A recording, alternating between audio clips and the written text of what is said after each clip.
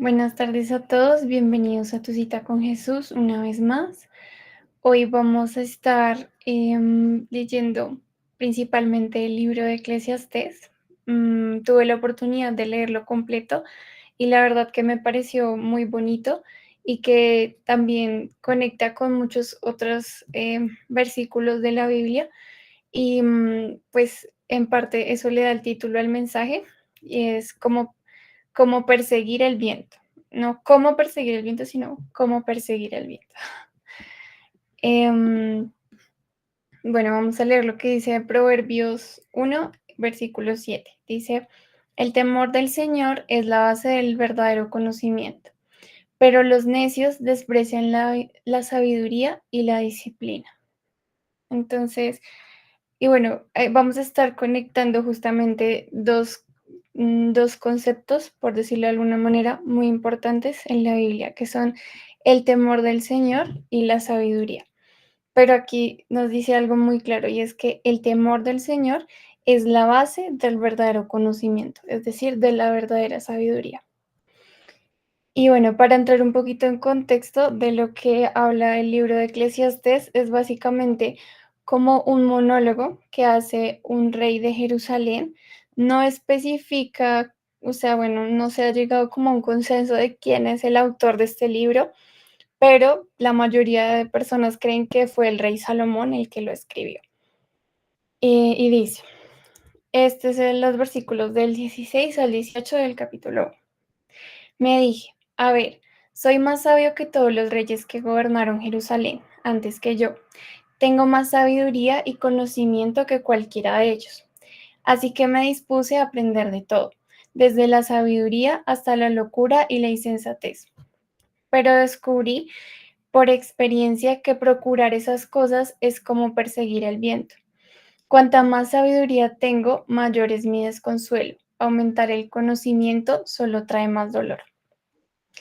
Y bueno, quizá uno lo lee y parece un poco contradictorio con el versículo anterior de Proverbios, porque aquí está diciendo que entre más sabiduría que se propuso, pues alcanzar la sabiduría y que entre más sabiduría tenía, más era su descontento y que se ha dado cuenta que era como perseguir el viento, porque pues realmente nunca llegaba a algo que valiera la pena. Pero quiero que lo veamos desde el punto de vista como una progresión estos capítulos del libro de Eclesiastés, porque él inicia tratando de hallarle como el sentido a la vida, lo que realmente vale la pena en la vida, inicia así, ¿no? Como partiendo de la sabiduría. Y un poco al principio es como esa sabiduría humana, ¿no? Pero ya él al final va dándose cuenta cuál es esa verdadera sabiduría y qué es lo que realmente vale la pena en la vida. Y eso es lo que nos va a conectar con el versículo de Proverbios 1:7. Luego, en el capítulo 2, dice el versículo 10. Todo lo que quise lo hice mío, no me negué ningún placer, hasta descubrí que me daba gran satisfacción trabajar mucho, la recompensa de toda mi labor, pero al observar todo lo que había logrado con tanto esfuerzo, vi que nada tenía sentido, era como perseguir el viento, no había absolutamente nada que valiera la pena en ninguna parte. Y un poco aquí continúa diciendo a lo largo del capítulo que se dedicó a buscar y a disfrutar y a buscar y disfrutar de las cosas buenas de la vida. Entonces dice que, pues, digamos, como estaba en una posición de privilegio porque era un rey, que construyó mansiones, que plantó hermosos viñedos, tenía un montón de rebaños, dice que tenía un gran tesoro porque juntó oro y plata, dice que hacía que, o sea, muchas personas trabajaban para él y casi que él dice, podía tener todo lo que yo quisiese, pero aún así era como perseguir el viento porque nada tenía sentido para él. Y entonces él empieza a hacer esta reflexión y dice, estoy trabajando muy duro y a veces ni siquiera puedo conciliar el sueño. Y al final el trabajo, o sea, el esfuerzo de mi trabajo lo van a disfrutar otras personas, porque yo ahorita, mientras estoy vivo, pues lo disfruto, digamos, entre comillas, lo disfruta porque justamente dice que estaba muy enfocado en esas cosas que realmente ni siquiera las disfrutaba. Dice que era rey, pero que las personas estaban con él más por un interés, ¿no? Porque tenía poder. Entonces hace también la reflexión de las riquezas, el poder, y cuando dice que seguramente cuando pues él muriera, vendría otro rey y él sería olvidado. O sea, creo que hay otra versión que dice, en vez de que es como perseguir el viento, dice vanidad de vanidades. Pero esa palabra vanidad viene de una palabra hebrea que se ha traducido mejor como, como algo que no tiene, que carece de valor, ¿sí? Dice en el versículo 13, pensé, la sabiduría es mejor que la insensatez, así como la luz es mejor que la oscuridad, pues el necio puede ver hacia dónde va, perdón, pues el sabio puede ver hacia dónde va, pero el necio camina a oscuras. Sin embargo, me di cuenta que que el sabio y el necio tienen el mismo destino. Los dos mueren. Así que me dije, ya que voy a terminar igual que el necio, ¿de qué vale toda mi sabiduría? Nada de esto tiene sentido. Entonces, él una vez más reflexiona.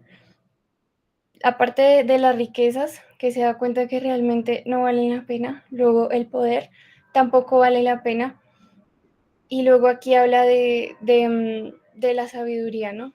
Pero la sabiduría como desde la perspectiva del mundo, ¿no? Entonces él decía, ¿de qué me sirve ser sabio y tener mucho conocimiento si al final tanto el sabio como el necio tienen el mismo final? Todos van a morir. Y bueno, llega él a una conclusión, está en el versículo 24 al 25, dice, entonces llegué a la conclusión de que no hay nada mejor que disfrutar de la comida y encontrar satisfacción en el trabajo. Luego me di cuenta de que estos placeres provienen de la mano de Dios, pues ¿quién puede comer o disfrutar algo separado de él? Y me parece algo muy bonito porque a lo largo del libro que él va haciendo esta reflexión de muchas cosas que de pronto para nosotros, así como pues para él en ese contexto, pero ahorita también en la actualidad, tantas cosas por las que uno trabaja o que uno cree que valen la pena, ¿no? Como acumular riquezas o quizá lograr un muy buen trabajo o quizá tener muchos estudios o tener una, bueno, tantas cosas que uno pudiera desear en esta vida. Y al final la conclusión es como, si tú lo piensas, o sea, si tú lo piensas como a la luz de la eternidad, estas cosas no tienen sentido si están separadas de Dios, porque todos vamos a tener un final, todos vamos a independientemente de quién sea, si tenga mucho dinero, si tenga poco, si tenga mucho conocimiento, si tenga poco, el desenlace es el mismo, todos vamos a morir. Entonces dice como, bueno, ¿y este tiempo que tuviste en esta vida, lo aprovechaste? O sea, ¿o te la pasaste persiguiendo el viento? Y la conclusión a la que llega es que no hay nada mejor que disfrutar de esas cosas sencillas como la comida, la bebida, lograr encontrar satisfacción en lo que haces, en ese trabajo que haces. Y que sin embargo, todas estas cosas, pues Dios nos las ha dado para que las disfrutemos, pero con Él, o sea, separadas de Él, realmente tienen sentido, valen la pena. Y el libro de Eclesiastés termina en el capítulo 12. Quiero leerles los versículos 6 al 7 y dice, sí, acuérdate de tu Creador, ahora que eres joven, antes de que se rompa el cordón de plata de la vida, la vasija de oro, no esperes hasta que la jarra de agua se haga pedazos contra la fuente y la polea se rompa en el pozo, pues ese día el polvo volverá a la tierra y el espíritu regresará a Dios, que fue quien lo dio. Y aquí se está refiriendo como en versículos anteriores a este, no los traje por cuestiones de tiempo, pero habla como de que es normal, como en las etapas de la vida cuando llega la vejez, que muchas cosas que se disfrutaban antes ya no pueden disfrutarse. Dice que antes escuchabas el sonido de las aves, ya ni siquiera las puedes percibir. Y muchos otros ejemplos así. Entonces dice, ahora que eres joven, ahora que puedes hacerlo, hazlo. Acuérdate de tu creador y acuérdate de lo que realmente vale la pena. Porque dice, pues ese día, o sea, el día que, pues que Dios tiene determinado para que vayamos con Él, dice que el polvo volverá a la tierra y el espíritu regresará a Dios, quien fue quien lo dio. Y termina en el versículo 13 y 14, que ya son los últimos versículos del libro, dice, aquí culmina el relato. Mi conclusión final es la siguiente. Teme a Dios y obedece sus mandatos, porque ese es el deber que tenemos todos. Dios nos juzgará por cada cosa que hagamos, incluso lo que hayamos hecho en secreto, sea bueno o sea malo. Y esta es como su conclusión después de un montón de reflexiones acerca de lo que vale la pena en la vida. Y es temer a Dios y obedecer sus mandatos, porque ese es el deber que tenemos todos. Al final, todos vamos a morir y tenemos en nuestras manos el decidir si vamos a ir a la presencia de Dios o vamos a estar separados de Dios por la eternidad. No importa lo que hagamos en este mundo, igual todos vamos a morir, ¿no? Pero bueno, también Dios nos ha dado el privilegio de estar acá y por eso debemos disfrutarlo, ¿no? Esa es como la conclusión, sin llevarlo a extremo, sin ambicionar o darle más valor a las cosas que no tienen valor, sino darle valor a lo eterno. Y también destaca mucho en otros capítulos, creo que es el capítulo 4 y 5, que es bueno estar acompañado, ¿no? Que Dios nos creó para estar acompañados, para rodearnos de otras personas y eso también, en eso también está el disfrute de la vida y el propósito de la vida. Entonces, quiero un poco que veamos qué significa temer a Dios, ¿no? Y aquí traje algunas pequeñas como puntos. ¿Qué es el temor de Dios? En Proverbios 8:13 dice, todos los que temen al Señor odiarán el mal. Entonces, parte de temer a Dios, o más bien temer a Dios significa rechazar el mal, dice en otra versión. Alejarnos y apartarnos de todo aquello que sabemos que está mal porque no le agrada a Dios. En Proverbios 2:1 dice, Hijo mío, presta atención a lo que digo y atesora mis mandamientos. Otra de las cosas importantes que hacemos cuando tememos a Dios es prestar atención a sus mandatos y atesorarlos en nuestro corazón. En Segunda de Crónicas, capítulo 1, del 7 al 12, podemos encontrar la historia de Salomón. Y ahí pues, cuenta cómo Salomón se le dio que, digamos, se le concedió un deseo, él podía pedir lo que quisiera. Y él lo que le pidió a Dios fue sabiduría, en lugar de pedirle riquezas u otras cosas. Entonces Dios lo recompensó por haberle pedido eso tan valioso en lugar de dinero, joyas, bueno, tantas cosas como banales, digámoslo así, que pudo haber pedido. Él eligió la sabiduría y por eso Dios lo hizo tan sabio. Entonces, ese es un punto, como buscar primero la sabiduría que viene de Dios. Y conecta un poco con el primer versículo que leímos, ¿no? Que temer al Señor es el principio de la sabiduría. Pero no cualquier sabiduría, o sea, no la sabiduría de este mundo, el conocimiento de este mundo, sino la sabiduría que viene de Dios. En el Salmo 2, versículos 11 al 12 dice, ahora bien, ustedes reyes actúen con sabiduría. Quedan advertidos ustedes gobernantes de la tierra. Sirvan al Señor con temor reverente y alégrense con fervor. En otra versión dice, adoren con fervor. Entonces, otro punto es servir al Señor con temor reverente y adorarlo. Eso hace parte del temor a Dios. En Juan 14:21 dice, los que aceptan mis mandamientos y obedecen son los que me aman. Y porque me aman a mí, mi Padre los amará a ellos y yo los amaré y me daré a conocer a cada uno de ellos. Entonces, otro punto muy importante es aceptar sus mandamientos y obedecerlos.